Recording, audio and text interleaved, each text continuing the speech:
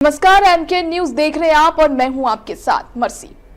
आज हम बात करेंगे एक ऐसे मुद्दे की जो हमारे युवाओं और समाज के लिए एक गंभीर खतरा बन चुका है। जी हां, हम बात कर रहे हैं ऑनलाइन गेमिंग और साइबर क्राइम के बीच बढ़ते कनेक्शन की। भारत में ऑनलाइन गेमिंग का क्रेज तेजी से बढ़ रहा है, लेकिन इसके साथ ही साइबर अपराधी इस मंच का इस्तेमाल लोगों को ठगने और उनकी मेहनत की कमाई हड़पने के लिए कर रहे हैं। आइए इस जाल को समझें और जानें कि आप खुद को और अपने परिवार को कैसे सुरक्षित रख सकते हैं। भारत में ऑनलाइन गेमिंग इंडस्ट्री तेजी से फल फूल रही है। आंकड़ों के मुताबिक देश में लगभग 45 करोड़ गेमर्स है और ये संख्या 2025 तक 50 करोड़ तक पहुंचने की उम्मीद है। मोबाइल गेमिंग के मामले में भारत दुनिया का सबसे बड़ा बाजार बन चुका है। बच्चे, युवा और यहां तक कि वयस्क भी इस डिजिटल मनोरंजन के आकर्षण में फंस रहे हैं। लेकिन इस चमक दमक के पीछे एक स्याह सच्चाई छिपी है जो साइबर अपराध के रूप में सामने आ रही है। ऑनलाइन गेमिंग के जरिए साइबर अपराधी न सिर्फ लोगों की निजी जानकारी चुरा रहे हैं, बल्कि वित्तीय धोखाधड़ी, डेटा चोरी, साइबर बुलिंग और यहां तक कि मनी लॉन्ड्रिंग जैसे गंभीर अपराधों को भी अंजाम दे रहे हैं। गृह मंत्रालय ने भी इस बढ़ते खतरे को देखते हुए जनता को सतर्क रहने की अपील की है। आइए अब जानते हैं कि ऑनलाइन गेमिंग के जरिए साइबर अपराधी किन किन तरीकों से लोगों को ठग रहे हैं। पहला है फिशिंग और मालवेयर, यानी साइबर अपराधी अक्सर फर्जी ईमेल, मैसेज या गेमिंग लिंक के जरिए लोगों को लुभाते हैं। इन लिंक्स पर क्लिक करने से आपके डिवाइस में मालवेयर या वायरस डाउनलोड हो सकता है जो आपकी निजी जानकारी जैसे पासवर्ड, बैंक डिटेल्स और आधार नंबर चुरा सकता है। दूसरे नंबर पर है DDoS हमले। ये हमले गेमिंग सर्वर को ओवरलोड करके गेम को क्रैश कर देते हैं। इससे न सिर्फ गेमर्स का अनुभव खराब होता है, बल्कि इस दौर उनकी जानकारी चुराने का मौका भी अपराधियों को मिल जाता है। तीसरे नंबर पर है वित्तीय धोखाधड़ी। इसमें कई गेमिंग एप्स आकर्षक ऑफर और रिवॉर्ड्स का लालच देकर लोगों को फंसाते हैं। शुरुआत में छोटी जीत दिखाकर भरोसा जीत जाता है और फिर बड़ी रकम निवेश करने पर यूजर को हारा हुआ दिखाकर उनके पैसे ठग लिए जाते हैं। चौथा है डेटा चोरी और पहचान की चोरी, यानी गेमिंग फोरम या असुरक्षित ऐप के जरिए आपका नाम, जन्मतिथि, फोन नंबर या बैंक डिटेल्स चुराए जा सकते हैं। इनका इस्तेमाल आपके नाम पर फर्जी अकाउंट खोलने या अन्य अपराधों के लिए किया जा सकता है। पांचवा है साइबर बुलिंग और ब्लैकमेलिंग। इसमें कुछ अपराधी गेमिंग प्लेटफॉर्म पर नाबालिग बनकर बच्चों से दोस्ती करते हैं और फिर उनकी निजी जानकारी चुराकर उन्हें ब्लैकमेल करते हैं। छठे नंबर पर है मनी लॉन्ड्रिंग, यानी ऑनलाइन गेमिंग की आड़ में अवैध धन को वैध करने की कोशिश की जाती है।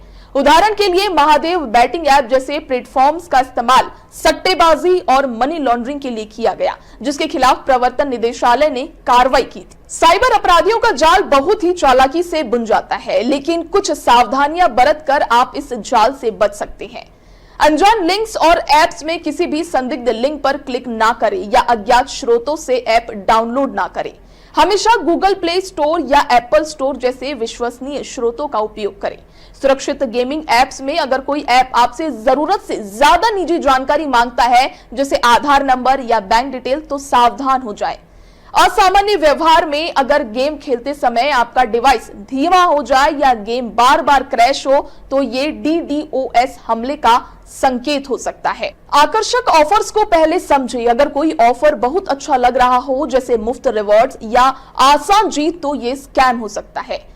खराब व्याकरण और तत्काल दबाव, इसमें फिशिंग मैसेज में अक्सर गलत व्याकरण या वर्तनी होती है। अगर कोई आपको तुरंत कार्रवाई करने का दबाव डाले, जैसे आपका अकाउंट बंद हो जाएगा, तो सावधान रहे। निजी जानकारी साझा ना करें। इनमें गेमिंग चैट में अपने पता, नाम, फोन नंबर या बैंक डिटेल जैसी जानकारी कभी ना दें। अब बात करते हैं साइबर अपराधियों से बचने के लिए क्या कुछ आसान उपाय किए जा सकते हैं। हमेशा आधिकारिक स्टोर जैसे गूगल प्ले स्टोर या एप्पल स्टोर से गेमिंग ऐप डाउनलोड करें। अपने गेमिंग अकाउंट के लिए जटिल पासवर्ड बनाएं और समय समय पर इन्हें बदलते रहें। अपने डिवाइस में एक अच्छा एंटीवायरस प्रोग्राम इंस्टॉल करें। गेमिंग फोरम या चैट में अपनी व्यक्तिगत जानकारी साझा ना करें। ईमेल, मैसेज या सोशल मीडिया पर आए अनजान लिंक पर क्लिक ना करें। बच्चों के डिवाइस पर पैरेंटल कंट्रोल सॉफ्टवेयर इंस्टॉल करें ताकि उनकी गतिविधियों पर नजर रखी जा सके। अपने डिवाइस और गेमिंग एप्स को हमेशा अपडेट रखें ताकि सिक्योरिटी पैच लागू हो सके। बच्चों और युवाओं को ऑनलाइन गेमिंग के बजाय आउटडोर गेम खेलने के लिए प्रोत्साहित करें। यह न सिर्फ शारीरिक स्वास्थ्य के लिए अच्छा है बल्कि साइबर खतरों से भी बचाता है। अगर आप साइबर ठगी का शिकार हो जाते हैं तो तुरंत कार्रवाई करें। इसके तहत वित्तीय धोखाधड़ी की स्थिति में राष्ट्रीय साइबर क्राइम हेल्पलाइन नंबर 1930 पर कॉल करें। राष्ट्रीय साइबर अपराध रिपोर्टिंग पोर्टल cybercrime.gov.in पर जाएं। वहां फाइल अ कंप्लेंट विकल्प चुनें, अपना नाम, ईमेल और फोन नंबर दर्ज करें और ओटीपी के जरिए रजिस्टर करें। फिर अपराध का विवरण और संबंधित दस्तावेज अपलोड करें। अपनी शिकायत नजदीकी साइबर पुलिस स्टेशन में दर्ज कराएं। ऑनलाइन गेमिंग का आनंद लेना गलत नहीं है, लेकिन इसके साथ आने वाले खतरों को नजरअंदाज नहीं किया जा सकता। साइबर अपराधी हर दिन नए नए तरीके अपनाकर लोगों को ठग रहे हैं, इसलिए सतर्क रहे, अपने डिवाइस को सुरक्षित रखें और संदिग्ध गतिविधियों की तुरंत शिकायत करें। अगर आपको लगता है कि आप या आपका कोई परिचित साइबर ठगी का शिकार हुआ है तो तुरंत 1930 पर कॉल करें या cybercrime.gov.in पर अपनी शिकायत दर्ज करें। याद रखें, सतर्कता ही सबसे बड़ा हथियार है। आज की हमारी खास रिपोर्ट में इतना ही। और भी अपडेट्स के लिए देखते रहिए MK न्यूज। नमस्कार।